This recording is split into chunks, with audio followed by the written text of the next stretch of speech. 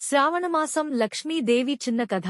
ఒక కాలంలో ఒక పల్లెటూరిలో ఒక మంచివాళ్ల కుటుంబం ఉండేది. వాళ్ళు ప్రతి శ్రావణమాసం శుక్రవారం లక్ష్మీదేవిని భక్తితో పూజించేవారు. వారు హరివరంగా నామస్మరణ చేసేవారు. పసుపు, కుంకుమ, తాంబూలాలతో దేవిని అలంకరించి పాయసం నైవేద్యంగా పెట్టేవారు. ఒకరోజు లక్ష్మీదేవి భిక్షాటనకు ఆ ఊరికి వచ్చారు.